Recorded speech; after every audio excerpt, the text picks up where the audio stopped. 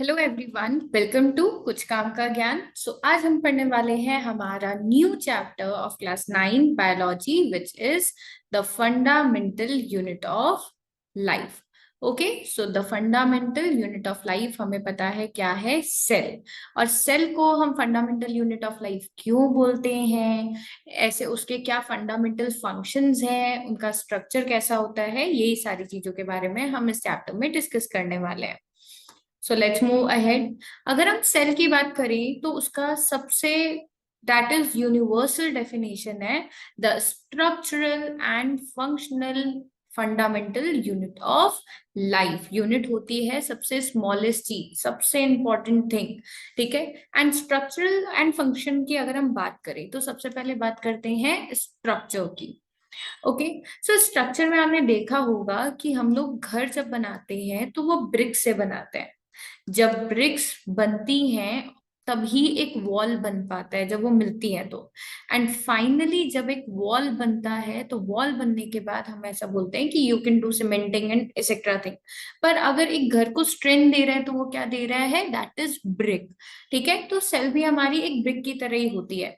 हमारी बॉडी में बहुत छोटी छोटी छोटी छोटी छोटी छोटी सेल्स होती हैं जो मिलती हैं और हमारे बॉडी को एक स्ट्रक्चर प्रोवाइड करती हैं। जब बहुत सारी सेल्स कंबाइन होती हैं तब वो टिश्यू बनाती हैं, दे फॉर्म टिश्यू। जब बहुत सारे टिश्यूज मिलते हैं तो वो बनाते हैं ऑर्गन, और जब बहुत सारे ऑर्गन मिलते हैं तो वो फॉर्म करते हैं ऑर्गन सिस्टम। सो बेसिकली देखा जाए तो सेल्स हमारे लिए बहुत ज्यादा इंपॉर्टेंट है, क्योंकि सेल नहीं होंगे तो टिश्यूज नहीं होंगे, टिश्यूज नहीं होंगे तो ऑर्गन नहीं होंगे, ऑर्गन नहीं होंगे तो ऑर्गन सिस्टम नहीं होगा एंड ऑर्गेनिज्म नहीं होगा। सो सेल बहुत ज्यादा जरूरी है किसी भी दैट इज बॉडी को या ऑर्गेनिज्म को स्ट्रक्चर प्रोवाइड करने के लिए। फंक्शन की अगर हम बात करें तो हम आगे जाकर पढ़ेंगे कि हमारे यूनिसेल्यूलर ऑर्गेनिज्म भी होते हैं। यूनिसेल्यूलर ऑर्गेनिज्म वो ऑर्गेनिज्म होते हैं जिनमें सिर्फ एक सेल होती है, और हमारे मल्टी सेल्यूलर ऑर्गेनिज्म भी होते हैं। ओके, मल्टी सेल्यूलर वो ऑर्गेनिज्म होते हैं जिनमें मोर देन वन सेल्स होती हैं। ठीक है, they have more than one cell. तो मल्टी सेलर ऑर्गेनिज्म भी वर्क कर रहे हैं, यूनिसेलर ऑर्गेनिज्म भी वही वर्क कर रहे हैं। और जो बेसिकली मल्टी सेलर करेगा उनमें बहुत सारी सेल्स करेंगी, यूनिसेलर में एक सेल करेगी। सर्वाइव यूनिसेलर भी कर रहा है, सर्वाइव मल्टी सेलर भी कर रहा है। सो इट मीन्स कि सेल एक हो तो भी वो सारे लाइफ प्रोसेस कर सकती है, मल्टीपल हो तो भी लाइफ प्रोसेस कर सकती है। एक सेल यूनिसेलर ऑर्गेनिज्म का मर जाए तो वो ऑर्गेनिज्म सर्वाइव ही नहीं करेगा, it will die. But multicellular में एक दो सेल्स डैमेज हो जाए तो उससे कोई फर्क नहीं पड़ता, because they have multiple cells. तो इवेंचुअली अगर बॉडी के लाइफ प्रोसेसेस हम लोग बात करें, जैसे रेस्पिरेशन एंड बहुत सारे जैसे डाइजेशन एक्सेट्रा, ये सारे सेल्यूलर जो फंक्शंस होते हैं ये सिर्फ पॉसिबल हो पाते हैं हमारे सेल की वजह से, because cell have their specialized cell organelle, जिसकी वजह से मल्टीपल फंक्शंस हो पाते हैं।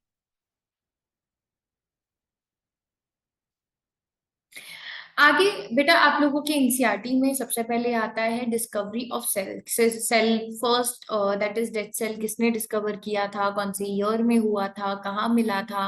देन लिविंग सेल कब डिस्कवर हुआ था, कहाँ मिला, किसने किया। तो ऐसे क्वेश्चंस बेसिकली 1 और 2 मार्क्स में पूछे जाते हैं। तो this is very important thing कि आप इसको लर्न कर लो। सी, सेल जो सबसे पहले डिस्कवर हुआ था वो हुआ था 1665 में by Robert Hooke. Okay, the scientist name was Robert Hooke. While observing a thin slice of cork, एक बहुत बाहर गए रॉबर्ट हुक उस टाइम पे अपने माइक्रोस्कोप के ऊपर वर्क कर रहे थे। गए कंपाउंड माइक्रोस्कोप शायद वो इन्वेंट करने वाले थे, या उसको इम्प्रूव्ड कंपाउंड माइक्रोस्कोप को वो दैट इज शो करना चाहते थे, एंड उसको प्रैक्टिकली एक बार चेक करना चाहते थे, ऑब्जर्व करना चाहते थे कि इट्स वर्किंग और नॉट। जाते हैं बाहर, देखते हैं कि भाई बार्क ऑफ ट्री निकल रहा होता है, तो कॉर्क स्लाइस ऑफ जो होता है बाहर का कॉर्क, जो डेड पार्ट होता है प्लांट का, वो उठाकर लेकर आ जाते हैं। जब उसको उठाकर देखते हैं तो उन्हें कुछ इस टाइप का स्ट्रक्चर दिखता है, like this, like large compartments जिसमें छोटे छोटे से रूम्स हो। ओके। सो जब वो ऐसा स्ट्रक्चर देखते हैं तो उन्हें एक मॉन्क प्लेस याद आती है, मोनेस्ट्री याद आती है, जहाँ पे छोटे छोटे कंपार्टमेंट्स होते हैं मॉन्क के मेडिटेशन के लिए। तो वो उसी टाइम पे उसको नाम दे देते हैं सेल्यूले, जिसको हम सेल बोलते हैं, which means small room like organism.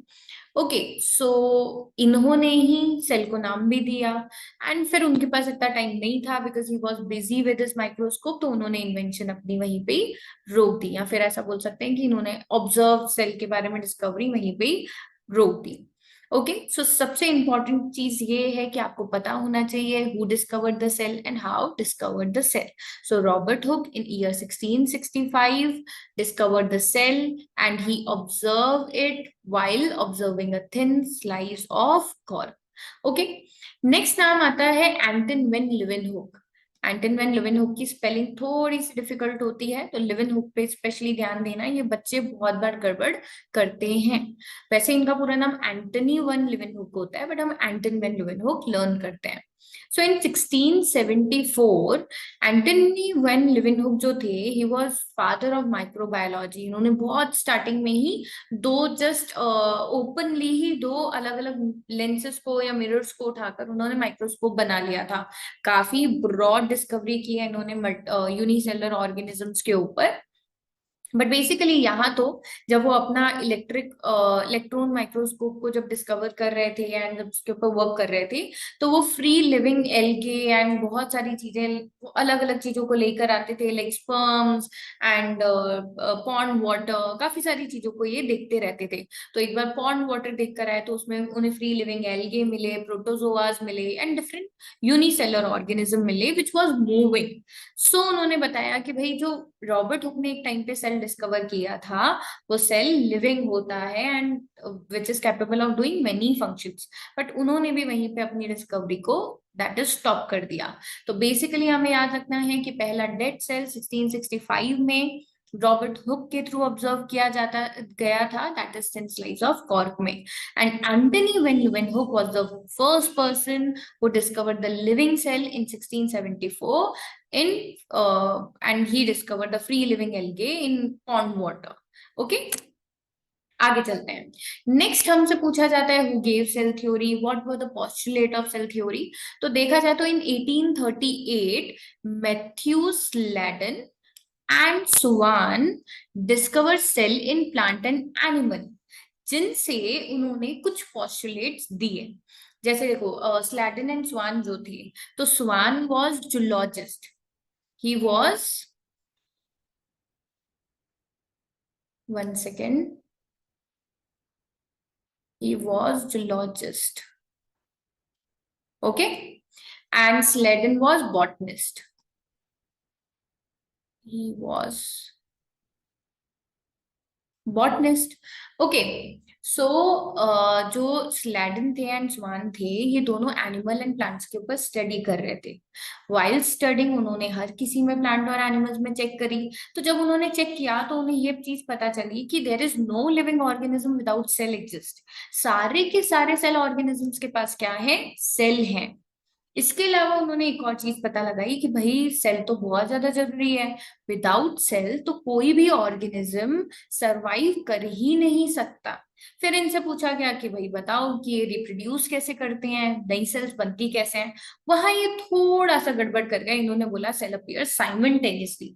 अब ऑब्वियसली बात है, हम मैजिक तो ऐसे नहीं बिलीव कर सकते ना बॉटनी में या साइंस में। तो फिर उनका ये जो पॉस्टुलेट था इसको रिजेक्ट कर दिया गया।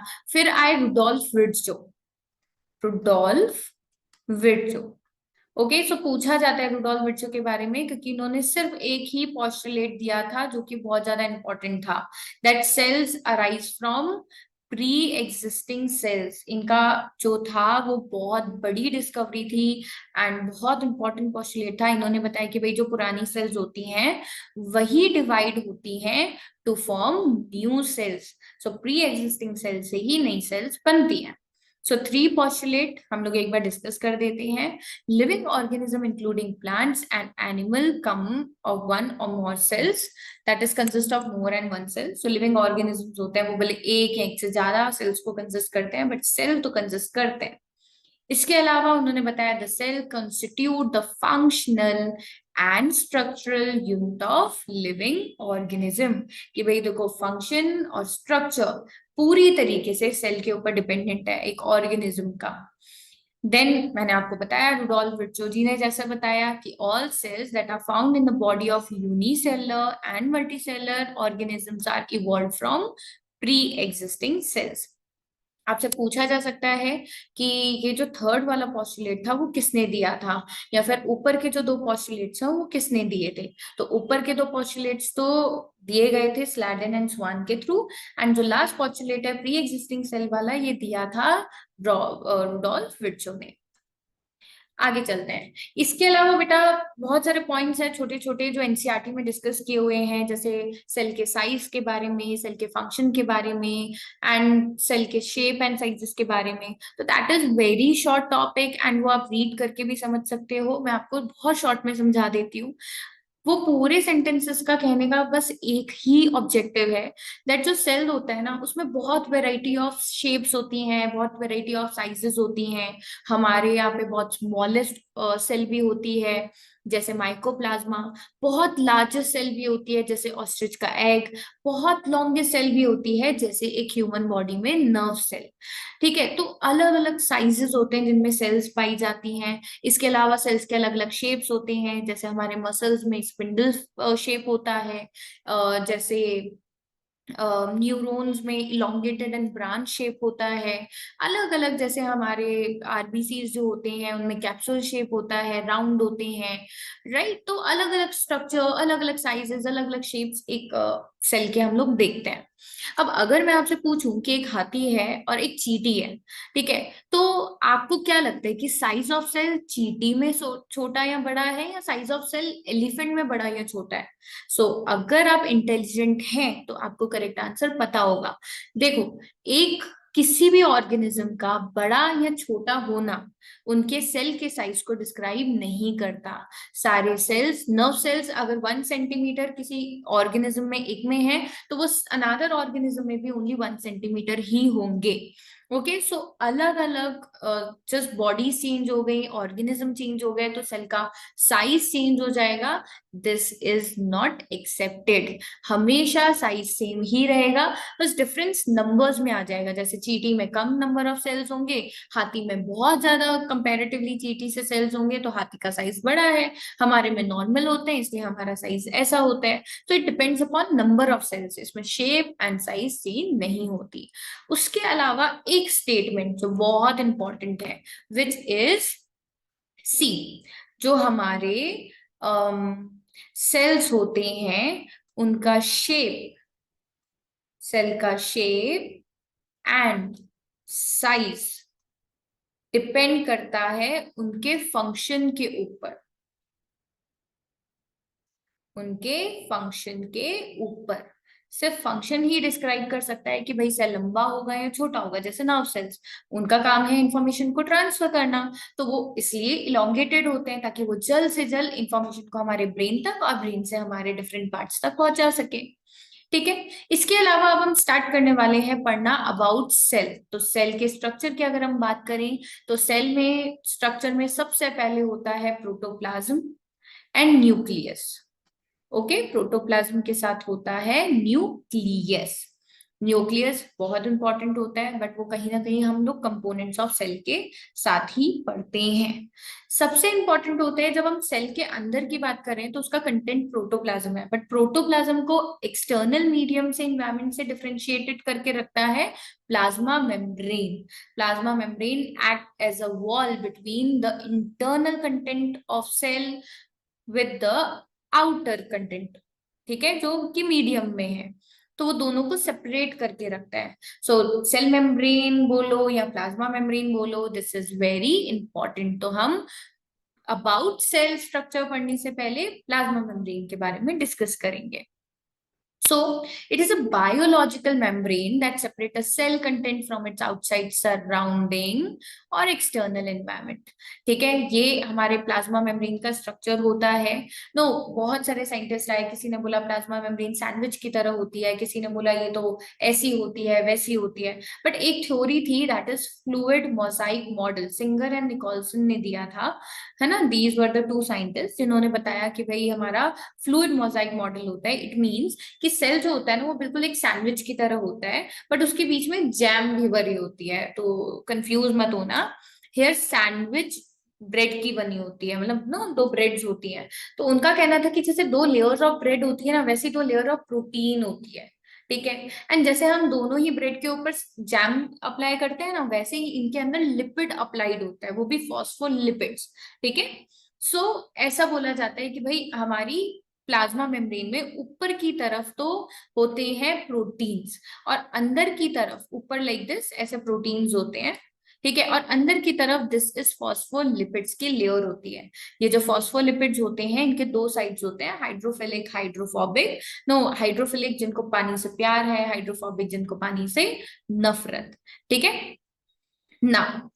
इसके अलावा जो प्रोटीन होते हैं वो दो तरीके के होते हैं. कुछ प्रोटीन होते हैं जो अंदर की तरफ इंसर्टेड होते हैं, जैसे ये आप देख रहे हैं.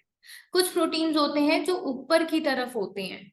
नो, जैसे ये यहाँ पे है ऊपर की तरफ, और ये है अंदर की तरफ बिल्कुल दसे हुए हैं. तो जो ऊपर की तरफ सुपरफिशियल प्रोटीन होते हैं इनको बोला जाता है एक्सट्रिंसिक प्रोटीन, और जो अंदर की तरफ इस तरीके से पूरा इंसर्टेड होते हैं उनको बोला जाता है इंट्रिंसिक प्रोटीन. ठीक है, इसके अलावा ग्लाइकोप्रोटीन्स और ऐसे डिफरेंट प्रोटीन्स जो होते हैं वो प्रेजेंट होते हैं. मेनली देखो, नाइन्थ के हिसाब से अगर आपसे पूछा जाए कि प्लाज्मा मेम्ब्रेन किसकी बनती है, तो आपका आंसर होना चाहिए प्रोटीन एंड फॉस्फोलिपिड्स. ओके, चलो आगे चलते हैं ना. अगर हम प्लाज्मा मेम्ब्रेन के प्रॉपर्टीज की बात करें, so it's thin walled, elastic and semi permeable. No, अलग अलग वॉल्स होती हैं, अलग अलग मेम्ब्रेन होती हैं सेल की. कुछ परमिएबल होते हैं जो सारी चीजों को अलाउ करते हैं, कुछ इम्परमिएबल होती हैं जो किसी भी चीज को अलाउ नहीं करती हैं. सेमी परमिएबल वैसी वॉल्स होती हैं जो कि कुछ स्पेसिफिक सब्सटेंसेस को अलाउ करती हैं. जैसे हमारी सेल ग्लूकोज को एंट्री अलाउ करती है, वेस्ट को सिर्फ एग्जिस्ट अलाउ करती है. तो नो, सिलेक्टेड पार्टिकल्स को जब आप अंदर आने दे रहे हो, बाहर जाने दे रहे हो, तो ऐसी मेम्ब्रेन को सेमी परमिएबल मेम्ब्रेन कहा जाता है. सो प्लाज्मा मेम्ब्रेन हमारी सेमी परमिएबल मेम्ब्रेन होती है, या फिर आप सेलेक्टिवली परमिएबल मेम्ब्रेन भी बोल सकते हो. It is made up of protein and lipids. As I told you earlier, it is living component of the cell. ये लिविंग कंपोनेंट होती है. अगर प्लाज्मा मेम्ब्रेन डेड होगी तो वो कोई भी फंक्शन नहीं कर पाएगी. नो, फंक्शंस की अगर हम बात करें तो ये हमारे सेल कंटेंट को एक्सटर्नल एनवायरनमेंट से प्रोटेक्ट करती हैं. इट्स सेमी परमिएबल, तो ये सिलेक्टेड मटेरियल्स को ही इन एंड आउट अलाउ करती हैं. अगर हम सबसे इंपॉर्टेंट सेल मेम्ब्रेन के पार्ट की बात करें जो एक्चुअली बच्चों को बहुत डिफिकल्ट होता है समझना, which is transportation in cell membrane. No, plasma membrane external part है हमारे सेल का. तो कौन सी चीज अंदर आएगी, कौन सी चीज बाहर जाएगी, इसको फैसिलिटेट करने के लिए कुछ प्रोसेसेस होते हैं. जैसे अगर गैसेस पार्टिकल में ट्रांसपोर्टेशन हो रहा है तो उसके लिए प्रोसेस होता है डिफ्यूजन, राइट. अगर वाटर मॉलिक्यूल्स या सॉल्यूशन में सॉल्यूट या फिर सॉल्वेंट ट्रांसपोर्ट कर रहे हैं तो उसके लिए होता है प्रोसेस ऑस्मोसिस. और अगर कोई फूड मॉलिक्यूल, भले वो सॉल्यूबल है इनसॉल्यूबल है, वो मूवमेंट कर रहा है तो उसके लिए, फूड मॉलिक्यूल के लिए होता है प्रोसेस साइटोसिस. डिफ्यूजन और ऑस्मोसिस ये दोनों प्रोसेस में एनर्जी बिल्कुल नहीं लगती है, इसलिए ऐसे प्रोसेसेस को हम पैसिव प्रोसेसेस बोलते हैं या फिर पैसिव ट्रांसपोर्ट भी बोलते हैं. बट फूड को ट्रांसपोर्ट करने में एनर्जी लगती है तो हम ऐसे को बोलते हैं active transport. Okay, because it use energy. Now अगर हम बात करें हमारे डिफ्यूजन की, तो diffusion is spontaneous process in which substance move from higher region of concentration to the region of lower concentration. ठीक है, चलो अब इसके ऊपर हम लोग एक बार बात कर लेते हैं।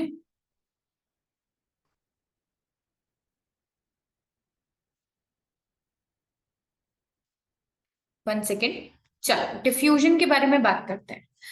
डिफ्यूजन की अगर बात की जाए, तो जैसे फॉर एग्जांपल मैं आपको सबसे पहले समझा देती हूँ कि मैं एक रूम में बिल्कुल पैक्ड, और मैंने वहां पे बहुत सारे डिओड्रेंट स्प्रे किया, या फिर मान लो कि मैं किचन में हूँ जो बिल्कुल पैक्ड है, वहां पे कोई वेंटिलेशन नहीं है और वहां पे गैस लीक हो गया, तो आपको पता चलेगा? नहीं पता चलेगा। क्यों नहीं पता चलेगा? बिकॉज वेंटिलेशन ही नहीं है ना, आने जाने के लिए नहीं है। बट वंस अगर ऐसा सोचो कि मैंने खिड़कियां हैं जो बंद की हुई हैं और एकदम से ओपन की, तो आस पड़ोस में सबको पता चल जाएगा कि भाई यहाँ पे गैस लीक हो रही है, क्योंकि ये एक्चुअली होता है ना। ऐसा होता है ना कि मान लो कभी दूध हम लोग रखकर भूल जाते हैं ना, मम्मी सो रही है, मम्मी कहीं गई हुई है, हम चाय बना रहे हैं, दूध बना रहे हैं, गर्म कर रहे हैं, तो उसमें क्या होता है, हम भूल जाते हैं, अपने ही काम में लगे हुए हैं, दूध उबल रहा है उबल रहा है उबल रहा है, पड़ोसी आते हैं जगाने के लिए कि भाई तुम्हारा दूध उबल रहा है या कुछ जल रहा है घर में, स्मेल आ रही है। तो पड़ोसियों को स्मेल किसने भेजी? कोई हमारा कोई ट्रांसपोर्टर है जिसने उन्होंने उनको बताया कि भाई यहाँ से स्मेल आ रही है, यहाँ पे कुछ तो जल रहा है। ठीक है, सो ऐसा क्यों होता है? बिकॉज ऑफ डिफ्यूजन होगी, क्योंकि एयर पार्टिकल्स में क्या होता है, जैसे मान लो कि यहाँ पे उनका कॉन्सेंट्रेशन बहुत ज्यादा हाई है, ठीक है, और वो उनको दिख रहा है कि भाई वहां पे लोअर कॉन्सेंट्रेशन है और वो वहां पे जा सकते हैं, तो वो वहां पे चले जाते हैं। ठीक है, so, movement of air particle from या फिर substances from higher concentration to the lower concentration through the semi-permeable membrane is known as diffusion। ठीक है, डिफ्यूजन हमारे ऑक्सीजन एंड कार्बन डाइऑक्साइड के एक्सचेंज में भी बहुत काम में होता है। जैसे मान लो कि ये एक ह्यूमन बीइंग है, ठीक है, बाहर कोई प्लांट है जिन्होंने क्या रिलीज किया, कार्बन डाइऑक्साइड या ऑक्सीजन रिलीज किया। ठीक है, अब ऑक्सीजन एनवायरनमेंट में 21% है, CO2 0.03% है। राइट, अब ह्यूमन बीइंग है भाई, एनर्जी चाहिए, बिल्कुल डाउन हो रहा है ये तो। अब डाउन हो रहा है, एनर्जी कैसे मिलेगी? ऑक्सीजन यूज होकर रेस्पिरेशन होगा। तो इधर अंदर है भाई लोअर कॉन्सेंट्रेशन ऑफ ऑक्सीजन, इधर है हायर कॉन्सेंट्रेशन ऑफ ऑक्सीजन, तो oxygen will move from outer to the internal medium, that is cell के अंदर एब्जॉर्ब हो जाएगा, नॉस्ट्रल से हम उसको इनहेल कर लेंगे। ठीक है, अब मान लो कि एनर्जी यूज यूज कर ली, अंदर ऑक्सीजन को बिल्कुल डिवाइड कर दिया, ब्रेक डाउन कर लिया और एनर्जी बना ली, अब रेसिड्यू बच गया कार्बन डाइऑक्साइड। अब बाहर कार्बन डाइऑक्साइड क्या है? 0.03%, उसका कॉन्सेंट्रेशन क्या है बाहर? कम। अंदर इसका कॉन्सेंट्रेशन भाई क्या हो रखा है? ज्यादा। तो हायर कॉन्सेंट्रेशन से ये मूव कर जाएगा टू इट्स लोअर कॉन्सेंट्रेशन। ठीक है, आगे चलते हैं। अब ये पूछा भी जाता है कि भाई कार्बन डाइऑक्साइड ऑक्सीजन कैसे ट्रांसपोर्ट होता है वाया सेल मेम्ब्रेन। 1 मार्क्स का क्वेश्चन है तो बता दो डिफ्यूजन, 4 मार्क्स का क्वेश्चन है तो उसको पूरा एक्सप्लेन करो कि भाई ऐसा ऐसा होता है, बाहर कॉन्सेंट्रेशन लो है, अंदर कॉन्सेंट्रेशन हाई है, तो अंदर से बाहर चला जाएगा, बाहर हाई है अंदर लो है तो वो अंदर आ जाएगा। तो ये सारी चीजें हमें एक्सप्लेन करनी होती है। ठीक है, आगे चलते हैं। ऑस्मोसिस की अगर हम बात करें तो उसके लिए हमें एक बार सॉल्यूशन समझने पड़ेंगे। अब देखो सॉल्यूशंस क्या होते हैं, केमिस्ट्री में आपने पढ़े होंगे कि solution is a mixture of solute and solvent. जो कम अमाउंट में होते हैं उन्हें हम बोलते हैं सॉल्यूट, जो कम अमाउंट में होते हैं उन्हें हम बोलते हैं सॉल्यूट, जो ज्यादा अमाउंट में होते हैं उन्हें हम बोलते हैं सॉल्वेंट। राइट, जो ज्यादा अमाउंट में होते हैं उन्हें हम बोलते हैं सॉल्वेंट। अब सॉल्यूट एंड सॉल्वेंट के मिक्सचर को बोलते हैं सॉल्यूशन। अब मान लो कि एक सॉल्यूशन है जिसमें अंदर सेल है, राइट, अब सेल के अंदर सॉल्यूट भरा हुआ है और वाटर भी भरा हुआ है, राइट। अब होता क्या है बेटा, देखो अब बिल्कुल डिफ्यूजन की तरह ही ऑस्मोसिस होता है, वही हायर कॉन्सेंट्रेशन से वाटर मॉलिक्यूल्स का या सॉल्यूट का लोअर कॉन्सेंट्रेशन में जाना। अब यहां बाहर क्या हुआ ना कि वाटर का कॉन्सेंट्रेशन हाई है, सेल के अंदर वाटर का कॉन्सेंट्रेशन भाई कम है, तो क्या होगा? हायर कॉन्सेंट्रेशन से वाटर चला जाएगा सेल के अंदर। अब ऐसा सॉल्यूशन जो कि कैसा है, डाइल्यूट है। डाइल्यूट मतलब उसमें पानी ज्यादा है, क्योंकि देखो बाहर सॉल्ट भी मिला हुआ है। सॉल्ट जैसे ही आप ज्यादा करते जाते हो तो कॉन्सेंट्रेशन ऑफ सॉल्यूशन भी ज्यादा होता जाता है। तो हमें क्या करना है, अगर बाहर डाइल्यूट सॉल्यूशन है, इट मींस उसमें सॉल्यूट कम है, तो बाहर हो जाएगा हायर कॉन्सेंट्रेशन मीडियम में, सेल के अंदर कॉन्सेंट्रेशन रेस्पेक्टिवली कम है। आना जाना चलता रहेगा, पानी अंदर भी आएगा, पानी बाहर भी जाएगा, but absorption of water will be more inside the cell. जिस कंडीशन को, ऐसे सॉल्यूशंस को बोला जाता है हाइपोटोनिक सॉल्यूशन। ठीक है, अब इसमें क्या हो रहा है, पानी अंदर जा रहा है, तो ऐसे ऑस्मोसिस को बोलते हैं एंडो ऑस्मोसिस। तो इनमें क्या होगा, एंडो ऑस्मोसिस, जैसा कि हम आगे देख लेते हैं एक बार। Okay, hypotonic, it's a solution in which surrounding has a lower solute concentration. Solute कम है तो बेटा इवेंचुअली पानी ज्यादा हो जाएगा, याद रखना। solute कम है तो पानी ज्यादा होगा, ठीक है, as compared to the solute concentration inside the cell, and then solution is called hypotonic. Or if the surrounding solution has a high solvent concentration compared to the inside of the cell, then the hypotonic solution। तो वही एक बात हो गई कि भाई कुछ भी करो, बाहर पानी ज्यादा हो जाना चाहिए। भले अंदर पानी कम है तो रिस्पेक्टिवली बाहर ज्यादा हो जाए, या अंदर पानी ज्यादा है पर बाहर उससे भी ज्यादा हो जाए, दोनों ही तरीकों से पानी बाहर मीडियम में ज्यादा हो, तो ऐसे सॉल्यूशन को हम बोलते हैं हाइपोटोनिक सॉल्यूशन। अब हाइपोटोनिक सॉल्यूशन में क्या होता है, मीडियम से सेल के अंदर पानी आ जाता है, तो जिसकी वजह से सेल क्या हो जाती है, मोटी, स्वेल। तो आपसे पूछा जा सकता है कि what will happen to the cell in hypotonic solution, तो आपको आंसर करना है दैट सेल विल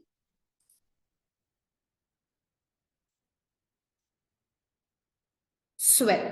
और ऐसे में होगा क्या, एंडो ऑस्मोसिस। एंडोऑस्मोसिस क्यों हुआ, क्योंकि पानी मीडियम से सेल के अंदर गया, एंडो एंटर किया।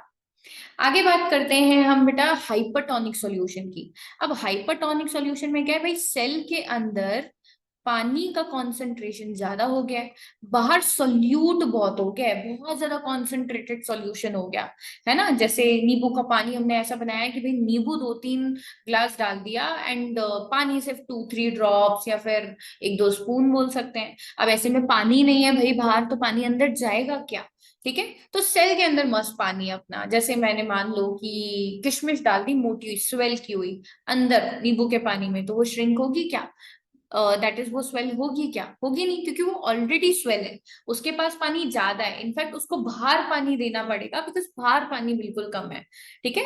तो ऐसे सॉल्यूशंस को बोलते हैं हाइपरटोनिक सॉल्यूशन, जिसमें बाहर पानी का concentration compare to respect to cell कम होता है। अब ऐसे में क्या होगा, अंदर ज्यादा बाहर कम, तो हायर कॉन्सेंट्रेशन से वाटर मूव करेगा to its lower concentration. Lower concentration में पानी आ गया। अब देखो जैसे ही पानी लोअर कॉन्सेंट्रेशन में आया, वैसे ही अब सेल क्या हो जाएगी, श्रिंक। सेल क्या हो जाएगी, shrink. Okay, so if the surrounding solution has a higher concentration compared to inside the cell, then it is called hypertonic solution। है ना, हाइपर होते ही गुस्से में दिमाग दिमाग सब छोड़ आते हैं ना हम, वैसे ये सोल्यूशन है भाई, गुस्सा इतना आता है भयंकर, इतना हाइपर हो जाता है कि पानी वानी होता ही नहीं है, इसको और उधार लेना पड़ता है पानी सेल से। ऐसे में सेल श्रिंक हो जाती है। तो अगर आपसे कोई भी पूछे कि हाइपरटोनिक सॉल्यूशन में भाई सेल का क्या होता है, सो सेल गेट श्रिंक। और ऐसे में ऑस्मोसिस कौन सा होता है, तो ऐसे में ऑस्मोसिस होता है एक्सो ऑस्मोसिस, क्योंकि पानी सेल से बाहर जा रहा है, एक्सो, आउट हो रहा है, ठीक है। आगे चलते हैं ना, अब हम पढ़ने वाले हैं आइसोटोनिक सॉल्यूशन के बारे में। अब आइसोटोनिक सॉल्यूशन में क्या होता है ना, ये बिल्कुल काम सॉल्यूशन है, ऐसा सॉल्यूशन कि भाई अंदर भी पानी है बाहर भी पानी है, क्या ही कर लोगे, ठीक है। तो ऐसे सॉल्यूशन में पानी आना जाना तो रहता है, बट कहीं भी एब्जॉर्ब नहीं होता है। So isotonic solution that has the same concentration of the solute, okay, in the surrounding medium and solution inside the cell। Right, there is no movement of solvent, यहाँ पे कोई भी सॉल्वेंट, या सॉल्वेंट हेयर इज पानी, है ना, ज्यादा amount में होता है ना पानी, तो यहाँ पे सॉल्वेंट का कोई भी मूवमेंट नहीं होता है सेल के, क्योंकि पानी अंदर ही नहीं आया तो सेल की साइज में भी कोई डिफरेंस नहीं आता। तो ऐसे में सेम साइज ऑफ सेल रहता है, सेल में कोई भी चेंज नहीं आता। और इसके अलावा इसमें कोई ऑस्मोसिस भी नहीं होता, क्योंकि ऑस्मोसिस तो पानी का अंदर आना बाहर जाना है, from higher to lower concentration, ठीक है, बट यहाँ तो कुछ मूवमेंट हो ही नहीं रहा, तो हम इसमें कोई भी ऑस्मोसिस नहीं कंसिडर करते हैं।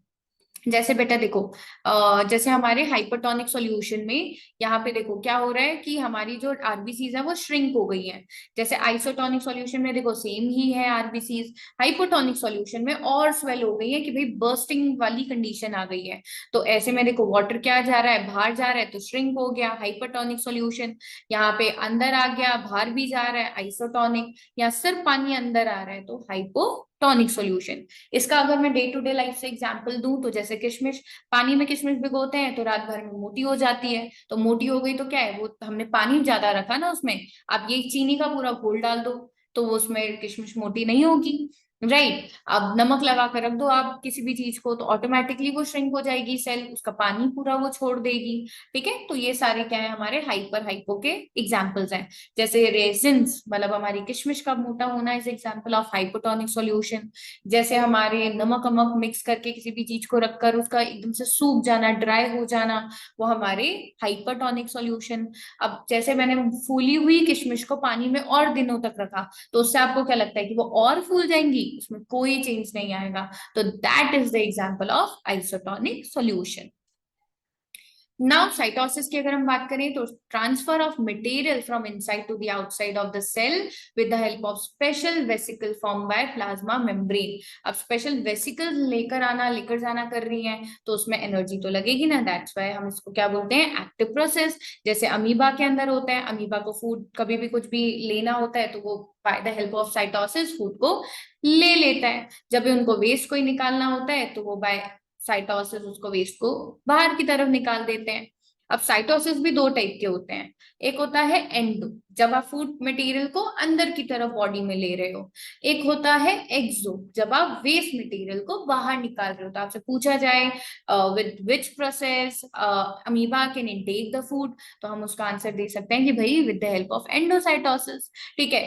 भाई अमीबा या फिर माइक्रो ऑर्गेनिज्म अपना वेस्ट इजेक्ट आउट कैसे करते हैं through the body, with the help of exocytosis. Okay, so thank you everyone. Plasma membrane थोड़ा सा डिफिकल्ट टॉपिक था इसलिए मैंने इसके साथ और टॉपिक्स को ऐड नहीं किया है।